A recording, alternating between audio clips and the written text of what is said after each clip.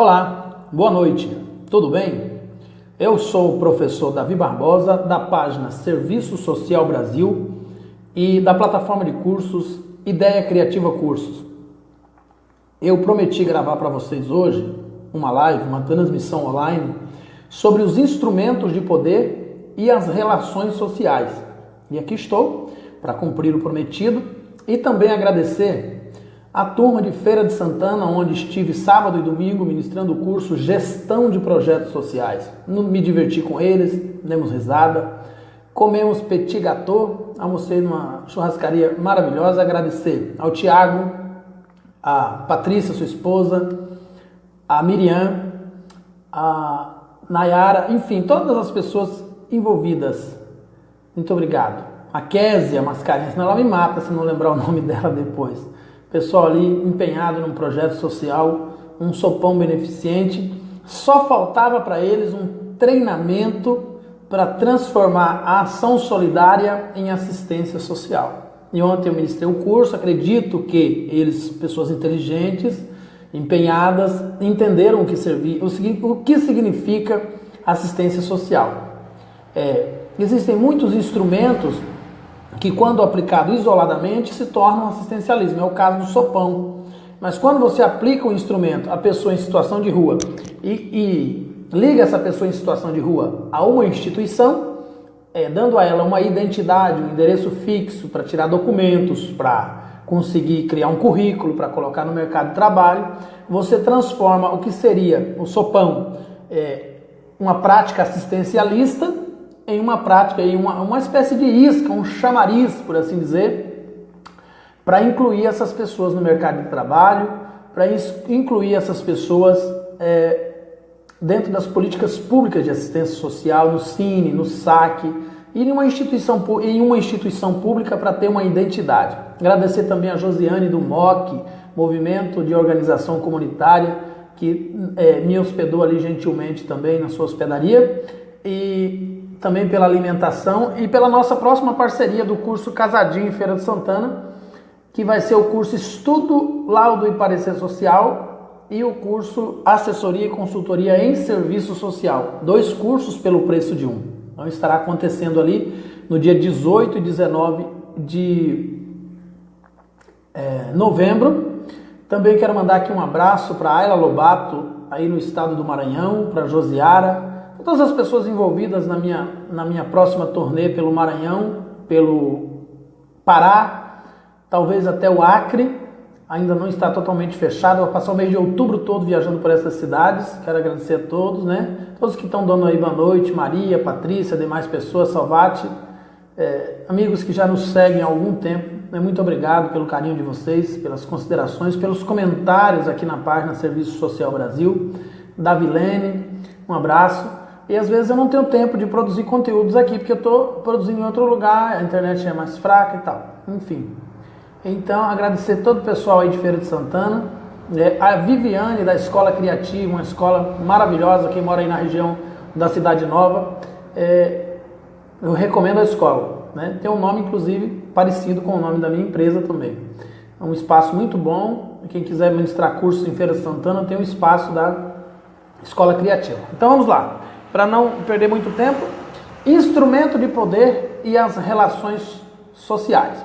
Primeiro nós precisamos entender o que são instrumentos de poder.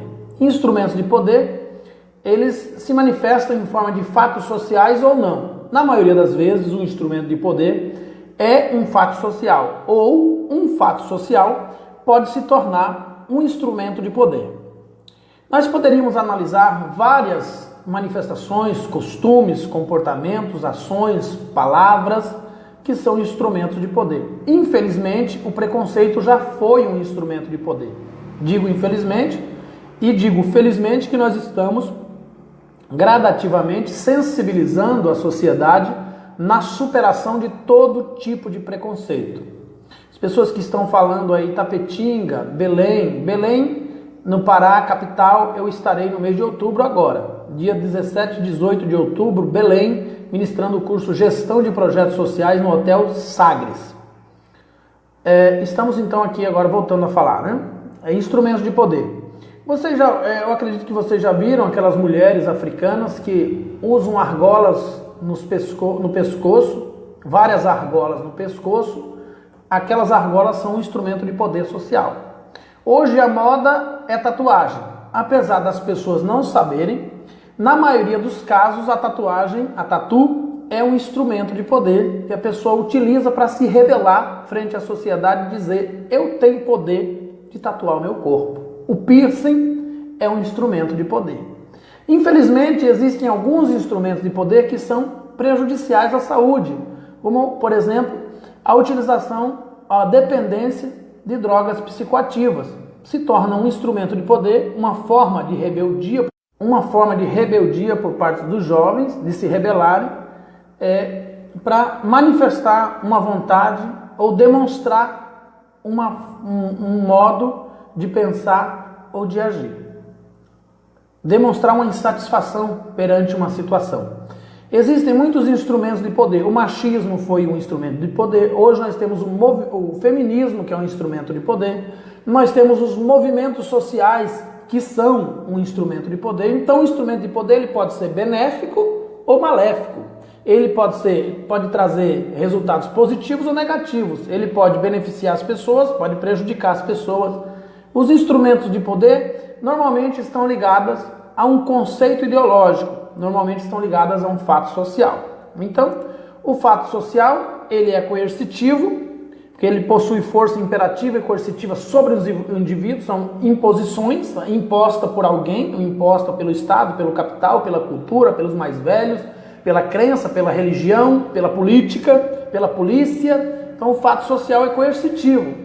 O fato social também possui de exterioridade. Estas são características que transmitem o fato desses padrões de cultura serem exteriores aos indivíduos, ou seja, o fato de virem do exterior e de serem independentes das suas consciências. A pessoa não nasce possuindo um fato social, ela adquire um fato social. Toda superstição é um fato social, todo costume cultural é um fato social. A mulher casar de branco é um fato social. A mulher casar virgem é um fato social. Então os fatos sociais eles também são preconceitos. Muitos fatos sociais eram preconceitos, estão sendo superados. Eram fatos sociais porque era coercitivo, era impositivo. A pessoa nascia sem aquilo, mas era imposto pelos pais. Olha, negro não presta.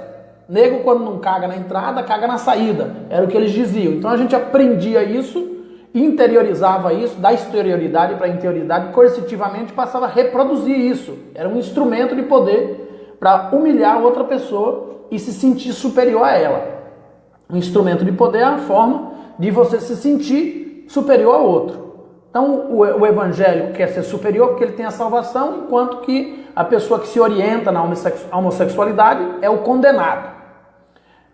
Uma religião sempre estabelece um instrumento de poder contra a outra. Para ter a salvação, precisa evangelizar, praticar o proselitismo no maior número de pessoas possíveis. Então a religião é um dos principais disseminadores dos fatos sociais e criador também de instrumentos de poder. O fato social possui então a coercitividade, a exterioridade e a generalidade. Ou seja, os fatos sociais exigem não para um indivíduo específico, mas para a coletividade. Então, eles existem para a coletividade e são praticamente obrigatórios para a coletividade. Então, todo fato social pode vir a ser um instrumento de poder, ou não. Bem, os instrumentos de poder têm origem na cultura, porque muitos instrumentos de poder têm a intenção cultural de ensinar algum princípio, algum preceito, algum valor, alguma norma, alguma regra de conduta. Os instrumentos de poder têm origem nas ideologias e classes dominantes, e eu vou explicando durante o vídeo por quê. Os instrumentos de poder têm origem na religião, têm origem no Estado e principalmente no capital, no capitalismo, nas classes dominantes e nas ideologias. O conceito geral dos instrumentos de poder são, e isso é importante, que são questões de concurso, de afirmação, de controle e de dominação. Então, os instrumentos de poder são, primeiro, de afirmação. O indivíduo cresceu pensando que ele, para ser feliz, precisa ter um celular. O indivíduo cresceu pensando que para ele ser feliz, ele precisa ter um bom emprego. Então o emprego é tanto de afirmação como de controle. Um instrumento de poder, ele pode ser de afirmação, ele pode ser de controle e ele pode ser também de dominação. O indivíduo cresceu e foi ensinado que para ele ser uma pessoa de bem, ele precisa possuir uma casa própria. Ele precisa ter um carro próprio, um carro bom. Tudo isso são bens materiais que muitas vezes são necessários, é evidente, mas que na maioria das vezes são ideologias vendidas e retransmitidas pelo capitalismo para gerar um controle e uma dominação sobre as pessoas. O instrumento de poder nada mais é do que a capacidade de ter poder de alguma forma, de exteriorizar algum tipo de poder. A religião exterioriza o poder através da salvação, da graça bendita, depende da religião. A outra religião exterioriza o seu poder através da meditação, da capacidade da meditação. Outra religião exterioriza o seu poder através do comportamento caritoso, fazer o bem ao próximo. O seu poder é a caridade. Outra religião exterioriza o seu poder através do comportamento de unicidade, ou seja, a única religião boa é aquela, outra, não tem outra que sirva para nada. Então, um instrumento de poder, quando afirma o sujeito sobre uma determinada realidade. Vamos analisar alguns instrumentos de poder que existem no Brasil hoje. Qual é o instrumento de poder de um acadêmico? O instrumento de poder de um acadêmico presume-se que seja o conhecimento. Então, o acadêmico, o estudante, seja ele da qual área for, ele vai constantemente se gabar, e eu tenho muito orgulho de fazer isso, viu? Eu sei que é um instrumento de poder, eu sei que é um fato social, faço consciente. Ele vai sempre se gabar de ter lido muitos livros, de ter escrito muitas teses, de ter feito novas descobertas, e eu estou construindo a teoria dos instrumentos de poder, baseada nos princípios de Emile Durkheim, de Max Weber, de Marx, de Hegel, de Engels, enfim, de Heller, de Foucault, de Rousseau, de John Locke, que são analistas teóricos das políticas públicas, das políticas sociais e da construção do materialismo histórico ou da negação dele. Então eu poderia aqui citar muitos escritores e autores que traçam a mesma ideia, que caminham no mesmo raciocínio e no mesmo argumento. No Brasil nós temos uma música que fala que a genital feminina é poder. Eu não vou dizer a palavra que diz aqui, mas começa com B, mas não vou dizer em respeito às pessoas que frequentam essa página. Então a vagina da mulher, para algumas mulheres, é um instrumento de poder. Para a maioria dos homens, para a imensa maioria dos homens, o pênis é um instrumento de poder. O dinheiro é um instrumento de poder. A posição política é um instrumento de poder. Um instrumento de poder de afirmação de si mesmo, de controle sobre o outro e de dominação sobre a maioria. Então o capitalismo cria uma ideia sobre um produto, vende para o mercado abraça a ideia e através daquele instrumento de poder, o capitalismo passa a controlar as pessoas. Você precisa comprar um celular, você precisa comprar um celular, você precisa ter esse celular. Sem esse celular você não vai ser feliz, sem esse celular você não vai conseguir ir em lugar nenhum. E qual foi o principal instrumento de poder que o capitalismo criou? Qual foi? Quem responder aí, eu vou dar 3 minutos para você responder. Qual é o principal instrumento de poder criado pelo capitalismo, pelo neoliberalismo, pelos acumuladores do capital, pela revolução industrial? Quem souber responder aí, vou dar um livro. Tem 3 minutos para responder. Então o indivíduo utiliza os instrumentos de poder para se afirmar perante a sociedade. Eu tenho determinado poder, eu sou professor. Ao outro, eu sou assistente social. Aí o outro tem a identidade, eu sou índio, eu sou quilombola, eu sou negro, descendente legítimo da África. Eu sou descendente legítimo judaico. Quase sempre, quando a pessoa utiliza a palavra eu sou, a frase eu sou, ela vai utilizar de alguma forma para apresentar um conceito de um instrumento de poder. As pessoas conseguem viver sem os instrumentos de poder de afirmação, de controle e de dominação? O de afirmação é o menos pior, porque você precisa de autoestima, você precisa se valorizar, se reconhecer, se entender como pessoa, como gente, de direito, enquanto sujeito político, é importante que você se autoafirme. Eu sou um sujeito político de direito. Então, quando você se afirma, você se reconhece enquanto sujeito político, você pode brigar por seus direitos, lutar por ele. O instrumento de poder do reconhecimento de cidadão é um instrumento de poder bom. E acredito que o único instrumento de poder que presta de verdade é um instrumento de afirmação, de autoafirmação. E nem todos eles prestam. Porque quando o indivíduo começa a roubar para poder arrumar dinheiro, para poder comprar um tênis, um sapato, uma calça, um celular, para poder se autoafirmar, então ele está, ainda assim, utilizando o instrumento de poder da afirmação, para prejudicar outras pessoas. Então os instrumentos de poder também se manifestam na dependência ao álcool, das drogas. Muita gente bebe para relaxar, mas a maioria bebe porque acha que beber é uma coisa, vou usar uma linguagem mais antiga aqui, descolada, para frente, show de bola, faz dele um cidadão melhor do que os outros.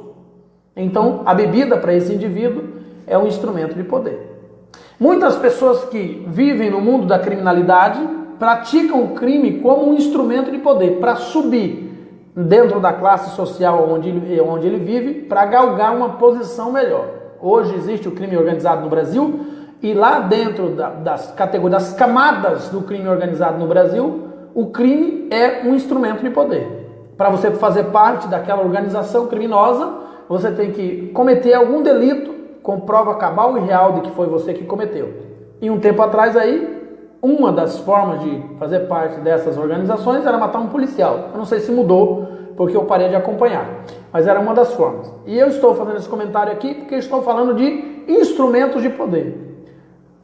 Dentro de uma sala de aula com 20 alunos, aí vai ter uns 10 bem calados, que quase nunca falam, significa que são inteligentes, mas são mais introspectivos.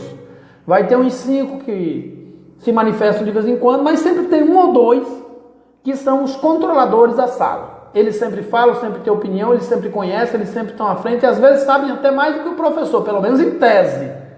Eles são os possuidores do instrumento de poder, de controle e dominação. Eles nasceram controlados e dominados e agora querem retribuir aos outros a sua forma de ser, de controlar e dominar. Ao entrar na profissão, essas pessoas que têm esse tipo de comportamento, que agem dessa forma, precisam ressignificar o seu modo de agir, porque ou encontrarão muita resistência por parte dos usuários das políticas públicas na hora de fazer os atendimentos, porque eles não terão uma escuta qualificada. Eles serão os oradores qualificados, mas não terão escuta qualificada para oferecer a ninguém. Eles vão controlar a reunião o tempo todo, o usuário da política pública que estará reunido com eles, fazendo depoimento, entrevista, ou seja, na visita familiar, ou seja, no questionário estruturado, semi-estruturado, qualificado, circunstanciado. Independente de qual instrumento ele esteja usando, ele vai ser o ator, o autor, o encenador. É um verdadeiro Clint Eastwood. É o diretor, o cantor, o ator e o autor no filme. Ele ocupa todos os papéis, não sobra mais nada para ninguém. Porque ele precisa, enquanto sujeito, se afirmar. Então ele vai usar todos os instrumentos de poder. E esse tipo de pessoa, quando ele não conseguir convencer alguém com um argumento, ele vai gritar, vai esbravejar, vai dizer que você está errado mesmo, não podendo provar porque ele está certo. E é o verdadeiro pombo jogando xadrez. E o mundo é cheio dessas pessoas. E muitos deles estão na academia. Talvez alguém até esteja depois aí assistindo meu vídeo, numa outra oportunidade, até podendo se ressignificar e se reencontrar dentro da profissão e reaprender o que seja instrumento de poder. Às vezes ouvir também é um instrumento de poder, mas é um instrumento de poder que pode transformar pessoas. Como eu disse no início desse vídeo, os instrumentos de poder eles podem transformar ou podem destruir. Eles podem ser bons ou ruins, positivos ou negativos, depende a forma como se utiliza. Então, voltando aqui, já passaram uns 3 minutos, ninguém respondeu qual era o principal instrumento de poder criado pelo capitalismo. Eu vou dizer a vocês. O principal instrumento de poder criado pelo capitalismo, amamentado pelos políticos e pela política pública e pelo Estado, é o emprego. O emprego domina toda a sociedade há muito tempo. O emprego controla a educação, o emprego está controlando as políticas públicas, o emprego controla o capital, o emprego controla o capitalismo, domina as pessoas desde o seu nascimento. Vai para a escola, já vai para se transformar num robô para trabalhar em série, numa linha de produção de alguma fábrica. Não tem importância se você não conseguir aprender a ser um sujeito crítico, não tem importância nenhuma se você não aprender a filosofar sobre as coisas da vida, não tem importância nenhuma se você não aprender a criticar as coisas erradas deste mundo, desde que você aprenda a apertar parafusos todos os dias, trabalhar em série ali quietinho, sendo submisso, subalterno, capacho, tá bom demais para o Estado, para o capitalismo, para todo mundo feliz, porque tá todo mundo controlado. Está todo mundo dentro de uma perspectiva de controle, sendo obediente a uma regra geral, a um fato social estabelecido pela maioria de que você nasceu para ser empregado. Você não tem como ser mais do que empregado. Você não tem condições do que ser mais do que empregado. Marivane disse que ia responder, mas não respondeu, né, meu bem? Se tivesse respondido, tinha ganhado.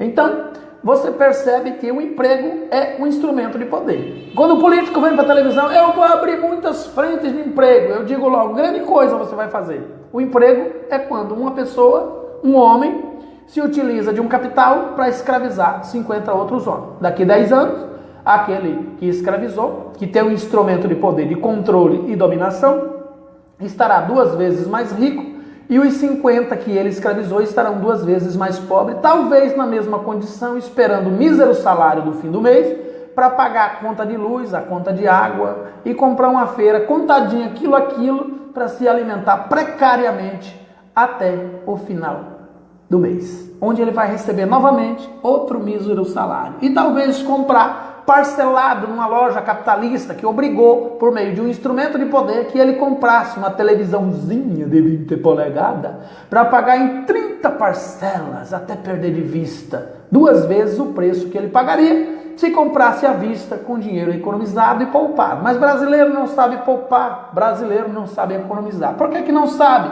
Porque o emprego não deixa, o salário é miserável. Então nesse país não se incentiva a livre iniciativa. E é triste, lamentável saber que muitos assistentes sociais estão nesse mesmo caminho, treinando pessoas para ser empregado de alguém. Então, se você, pelo amor de Jesus, criatura abençoada, inteligente, que fez o serviço social, que cursou o serviço social, que aprendeu, leu Yamamoto, Yazbek, Carmelita, José Neto e tanta gente inteligente, entenda que, se você puder encaminhar alguém para iniciativa privada, para ele se tornar o produtor do seu capital dentro de uma perspectiva de geração de renda, será muito mais emancipatório, empoderado, do que você torná-lo empregado de alguém. Essa é a perspectiva da construção de uma nova ordem societária. Nós precisamos destruir o maior número de instrumentos de poder que existem nesse mundo, porque os instrumentos de poder são de controle sobre os filhos, instrumento de poder de controle sobre as mulheres, instrumento de poder da religião, de controle sobre gente incauta, que arrecada milhões e não paga impostos, deixa igrejas ricas e pastores ganhando 20, 30 mil reais por mês, enquanto suas ovelhas estão em casa comendo ovo frito queimado numa frigideira velha.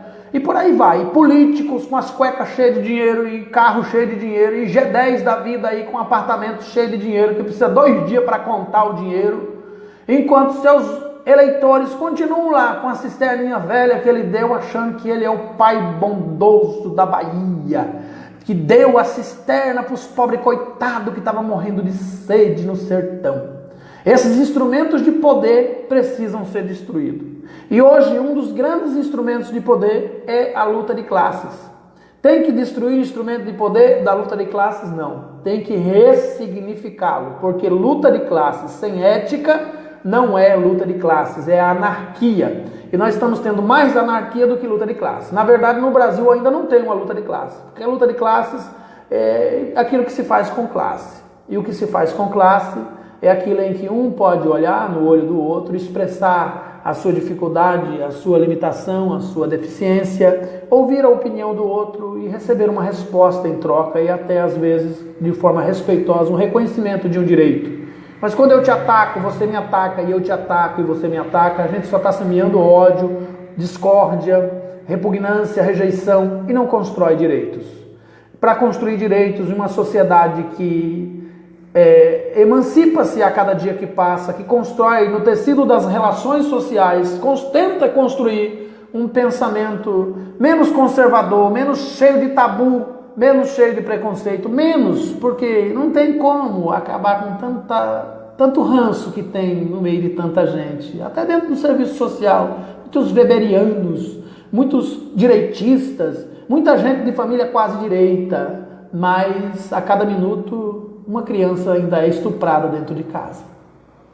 Pelos pais, pelos tios, pelos primos, pelos sobrinhos. É muita gente direita nesse país, mas não tem um político que não seja corrupto. Mas tem muita gente direita, mas aqui no serviço social tem muitos que quando o político bate na portinha dele, ele diz assim: eu voto em você se você me arrumar um emprego. Ele não aceita ser comprado por dinheiro, mas ele se vende por emprego. E o emprego é um instrumento de dominação. Então você é duplamente dominado, você se permite dominar pelo emprego e pela corrupção ao mesmo tempo. É 2 pelo preço de 1. E o Brasil aqui acaba quebrado, falido. E as ideologias como virtudes, tão defendidas pelo conservadorismo, tradicionalismo, pelo clericalismo e todos os outros ismos do mundo, não passa de pura hipocrisia para sustentar um bando de pessoas que aprendeu a se aproveitar dos instrumentos de poder e de uma falsa moralidade para tirar proveito de gente incauta. Eu estou cansado disso e eu tenho batido nessa tecla há muito tempo. Nós temos que mudar as coisas nesse país. E isso só é possível mudar desconstruindo o maior número de instrumentos de poder. Uma das melhores coisas que aconteceram no Brasil foi a municipalização das políticas públicas. Pense numa riqueza. Agora estão querendo tirar da gente. A universalização, a descentralização do poder para a destruição de instrumentos de poder que ficava tudo contido na capital e os municípios eram meros coadjuvantes, meras marionetes. Hoje já melhorou bastante, mas tem que melhorar muito mais. Eu sou favorável, eu tenho um projeto que eu já falei aqui nessa página, por exemplo, para o sistema prisional brasileiro, que é um instrumento de poder falido e está falido porque ainda está centralizado e não é universalizado. Se cada município do Brasil construísse o seu próprio presídio e cada juiz de cada município fosse responsável por aquele presídio, a coisa mudaria. Poderia ter até um segundo juiz, o juiz presidiário, o juiz do presídio, né? O juiz do sistema prisional. Não tem o juiz da vara da infância e da juventude, juiz criminal, juiz da família. Não poderia ter um juiz do sistema prisional. Cada município construía o seu presídio e cada município atendia os seus presos, próximos da família, criando programas de reinserção social, reaproximando a pessoa que cometeu o crime da sua família, colocando no mercado de trabalho, obrigando ele a pagar pela estadia, uma pensão para estar preso, porque isso não tira a dignidade de ninguém e nem direitos humanos. E por falar em direitos humanos, eu sou defensor dos direitos humanos. Eu sou defensor, tenho especialização em direitos humanos e amo os direitos humanos. Acho que uma sociedade sem os direitos humanos não sobreviveria a nada. Se tornaria um holocausto nazista criado aí por Martinho Lutero, sustentado e melhorado por Hitler, né? Mas ele não, os direitos humanos são fundamentais. Agora no Brasil, os direitos humanos se transformaram num instrumento de poder desvirtualizados, totalmente desvirtualizado, e que precisa melhorar. Eu acredito nos direitos humanos, mas um dos direitos humanos é o direito ao trabalho. Então o indivíduo que está preso e não trabalha, ele está tendo o direito do trabalho violado. Ele tem que trabalhar, nem que seja para pagar a comida que come no presídio. Cadeia se transformou em uma lanchonete, em um restaurante, em um pensionato mal formado, mal organizado, para um monte de gente que não quer trabalhar. Então tem que mudar, as políticas públicas têm que mudar. Esses instrumentos de poder que estão aí há muito tempo e não funcionam, tem que mudar. Os instrumentos de poder da educação estão aí há 30 anos, é construtivismo, é novo idealismo, não sei, tantos ismos, não funcionam. Não trouxeram resultado ainda, o analfabetismo é enorme, crianças aí no 7º, 8º ano não sabem fazer não conhecem as 4 operações, termina o ensino médio, não sabe construir uma frase em um período, conjugar um verbo adequadamente, a falência total. São instrumentos de poder que estão aí para manter as aparências e precisam ser superados. Eu estou conclamando o Cefes e o CRES há um bom tempo para falar sobre estudo social, que é o instrumento de poder do assistente social e que está mal caracterizado, mal formulado, não está no Código de Ética, não está na Lei de Regulamentação da Profissão, está só numa resolução. Tem que saber até onde as contradições vão e onde elas terminam. Ou é perícia social, conforme fala Magalhães e Mioto, ou é estudo social, ou é atribuição, ou é competência. Essa mistura, esse caldo, essa sopa é que não pode continuar. Enquanto assistentes sociais na coletividade, nosso maior instrumento de poder são os movimentos sociais. E a nossa classe, no momento, não tem um movimento social atuante. Tem o CRES e o CEFES, que são os fiscais da profissão, mas não é um movimento social. Me perdoe o CRES, me perdoe o CEFES, a quem submeto sem problema algum, mas está longe de ser um movimento social. Não é um movimento social porque está distante da realidade da maioria dos profissionais, está distante das regiões mais longínquas do Brasil, está distante do processo de inclusão da EAD, está distante dos projetos microsocietários de cada município, de cada cidade. Então, enquanto os assistentes sociais ficarem esperando pelo CRES e CEFES para lutar pelo serviço social na educação, pelo piso salarial, pelo serviço social na agricultura familiar, no meio ambiente e outras frentes de trabalho, não acredito que vai acontecer tão cedo. É uma luta de 50 anos pelo piso salarial que ainda não se solidificou, que ainda não aconteceu. E não aconteceu porque está do macro para o micro. Se quisermos que aconteça, esse instrumento de poder tem que ser formado e fundamentado do micro para o macro. Cada município precisa ter uma associação de assistentes sociais para solidificar o poder, o instrumento de poder em parceria, em consonância, paralelamente com o CRES, paralelamente com o CEFES, com o estatuto fundamentado, submetendo-se ao CRES e ao CEFES, que é a coletividade maior, não para criar uma cisão, um cisma, mas para somar e unir a categoria pela luta, pelo prol das melhorias de condições, inclusive para fiscalizar essas instituiçõezinhas de esquina, de porta de favela, com toda desculpa, com todo pedido de desculpa e escusas aqui a quem mora na favela, de porta de boteco, que tem muita cidade aí, essas instituiçõezinhas sem documentação, que está vendendo curso de serviço social para muita gente, que acaba tendo muita dificuldade para tirar a carteira profissional, porque depois o CEFES e o CRES acabam não aceitando. Tem um número de casos de pessoas pedindo socorro para mim por telefone, pelo WhatsApp. Professor, o que é que eu faço? Gente, entra no Ministério Público com mandato de segurança, com direito líquido e certo. Entra contra o CRES, contra o CEFES, contra quem for, contra a Prefeitura, contra o Estado, contra o MEC, contra a instituição que negou a sua formação de qualidade. Porque não é possível que uma pessoa passe 4 anos pagando por um curso e ninguém fiscalize, e depois que a pessoa terminou o curso, agora o CRES se sente no direito de negar a carteira profissional para essa pessoa. Se tem que ser fiscalizado, tem que ser fiscalizado da base, tem que ser fiscalizado do começo, do início, e essa fiscalização tem que acontecer. A fiscalização é um instrumento de poder necessário, de afirmação, de controle e de dominação necessário. Às vezes é necessário, e nesse caso é o necessário. Eu estou aqui já há 4 anos recomendando, a cada dia que passa, gente, façam. Obrigado, Renata, espero ter atendido você, Renata Andrade, espero ter conseguido responder seus anseios. Eu sou muito ocupado, mas sempre que possível eu tento responder às pessoas. Então é difícil você ver as pessoas sofrendo, trabalhando às vezes o dia todo para poder estudar à noite, e depois de 4 anos o CEFES, o CRES regional aí de um determinado estado, por meio de 2 páginas, matar o sonho da pessoa. Então o CRES, que me desculpe os CRES aí do Brasil, mas precisam rever esses conceitos. É impossível que uma profissão que tem como premissa inserir as pessoas, trabalhar contra a exclusão, agora seja um instrumento de poder que exclui. Um instrumento de poder que avilta, que humilha, que preconiza o preconceito, que estabelece um padrão judiciário de punição e controle sobre as pessoas. Eu não concordo com essa atitude, não concordo com essa postura. O que o CRES poderia fazer era encaminhar um processo como esse ao Ministério Público, obrigando até a instituição, por meio de liminares e parcerias com o Ministério Público, obrigando a instituição a oferecer mais conhecimento para a pessoa, formar a pessoa melhor, oferecer mais possibilidade de treinamento e qualificação profissional para a pessoa, talvez até repetir novamente o estágio, se fosse o caso, já que estão achando insuficiente, se fosse o caso, cobrar da instituição, mas não punir o aluno que pagou 4 anos de estudo numa faculdade particular para se tornar um profissional do serviço social, agora ser punido pelo sistema judiciário. Eu estou falando aqui de forma retórica, pelo sistema judiciário do CRES. Então o CRES virou o que agora?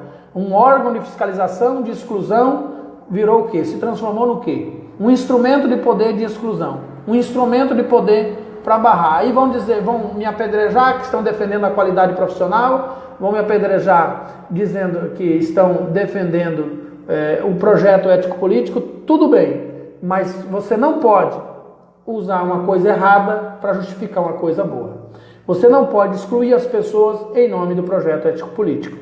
Você não pode se comportar de forma preconceituosa, excludente, extremamente em conformidade com as protoformas do serviço social, culpabilizando o aluno pelo fracasso do Estado, pelo fracasso do MEC, pela não fiscalização do Estado, do MEC e da própria coletividade profissional dos assistentes sociais, que deveriam fiscalizar nos municípios essas instituições e não fazem, não fiscalizam, não denunciam, nada fazem. Agora, o culpado é o aluno, que estudou, que não conhecia a profissão, que começou lá no primeiro semestre sem nem saber o que era serviço social, foi conhecendo durante o tempo. Quando acabou o curso, agora ele vai ser penalizado, porque a instituição, essa coletividade, não fiscalizou. Então o único instrumento de poder que tem é esse, de exclusão, de vou cortar aqui, daqui você não passa, você não vai ser assistente social, a tua carteira está cassada, você está impedida pelo entendimento desses profissionais aqui que não excluem, esses profissionais que são o exército de inclusão social, de reinserção social, que apoia o crescimento profissional das pessoas, a inserção no mercado de trabalho, que apoia a superação dos processos de alienação, as expressões da questão social. Daqui você não passa. De algum modo, nós deixamos de ser aquilo que deveríamos ser e nos tornamos o objeto do nosso ódio, do nosso desprezo, que seria aqueles que excluem, os dominadores. Então, uma instituição do serviço social não pode se tornar um instrumento de dominação. Ele pode até ser um instrumento de controle, até ser um instrumento de afirmação. Então, nós temos hoje, no Brasil, um grande problema.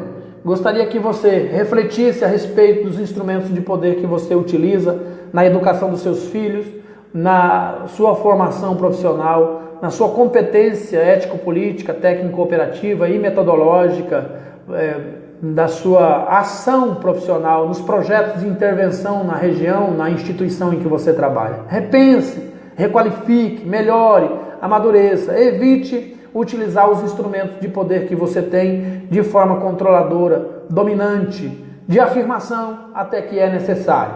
Mas de controle às vezes também é necessário, mas de dominação nunca será aceitável no serviço social, porque foge totalmente o aporte teórico desta profissão, foge totalmente as teorias das outras profissões que nós seguimos, já que essa profissão, segundo a maioria dos autores, não tem teoria, coisa com a qual eu não concordo, mas quem sou eu para discordar? Se todos estão dizendo que não tem teoria. Então, se não tem, e uma profissão com 50 anos está na hora de começar a ter, alguma coisa está errada. Vai ser sempre sem teoria? Eu já entendi a parte de que o serviço social evolui, as relações sociais evoluem, e não tem como... Eu já entendi essa parte, ainda assim, não concordo com isso.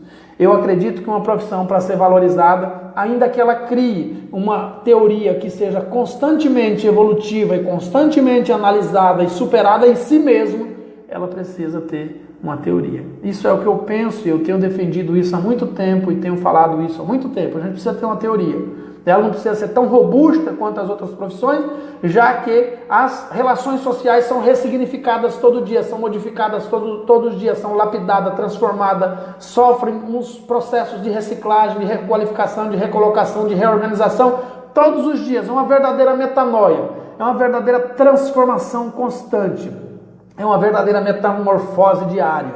Mas ainda assim, nós precisamos ter uma coluna, um sustentáculo, um baluarte, precisamos ter alguma coisa em que se apoiar. Precisamos ter um compêndio estrutural de orientação. e acredito que aquilo que se preconiza na grade curricular do serviço social, os 3 núcleos principais, já seja o início desse norte.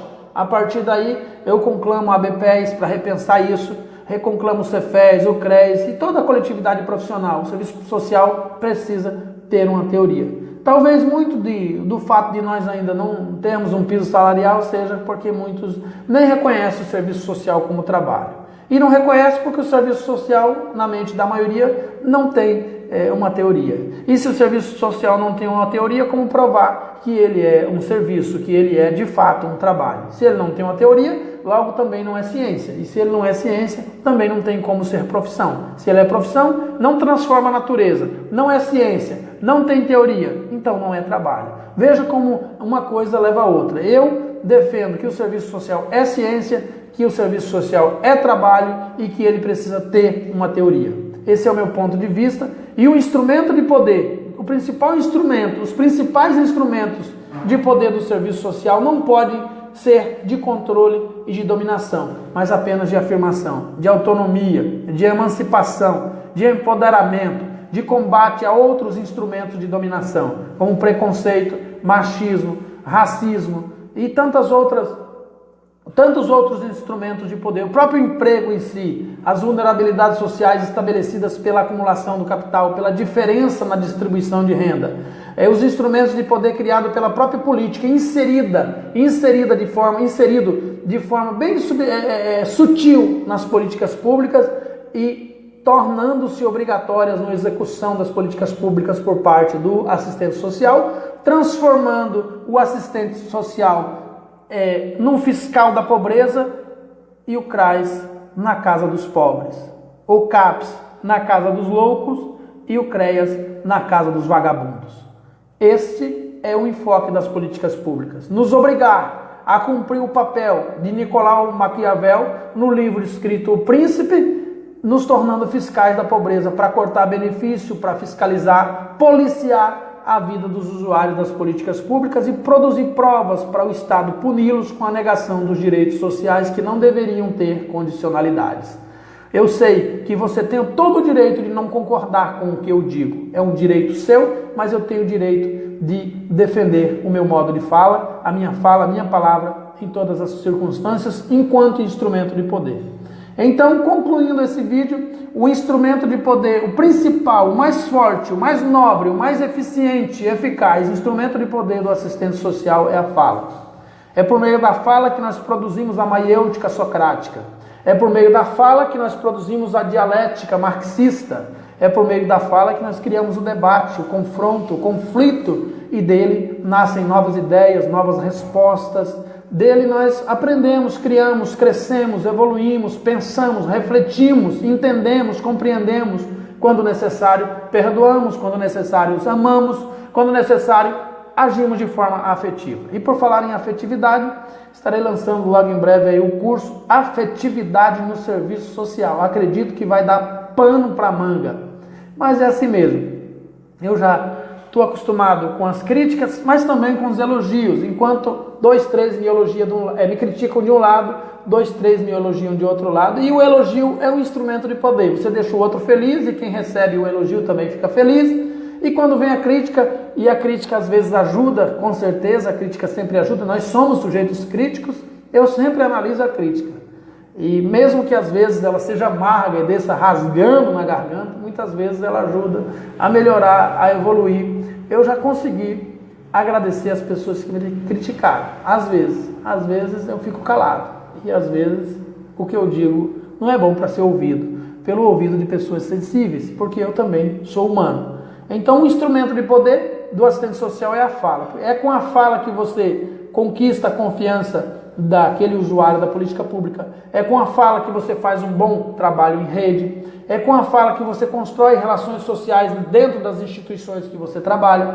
É com a fala que você se comunica. E comunicar é importante, porque quando você se comunica adequadamente, você faz amizades, você constrói pontes, você cria vínculos afetivos técnicos, vínculos afetivos profissionais, e é muito mais fácil você receber uma resposta positiva de alguém com quem você tem algum vínculo do que receber uma resposta positiva de alguém que você não conhece ou que não te conhece. Então, a afetividade técnica, não estou falando de amor, eu não estou falando de caridade, eu não estou falando de benemerência, eu não estou falando de generosidade, não estou falando de filantropia, eu estou falando de afetividade no serviço social. E para entender mais, tem que fazer o curso. Curso Serviço Social na Afetividade não está pronto, ainda é uma ideia. Já escrevi bastante coisas a respeito, em breve será lançado. Então, finalizo esse vídeo pedindo, solicitando encarecidamente que todos vocês que me assistiram reflitam sobre os instrumentos de poder que você usa. Pode ser que algum deles você esteja usando de forma inadequada. Sempre é tempo de rever os conceitos, de melhorar, de crescer, de amadurecer. Meu grande abraço para você, muito obrigado e até breve.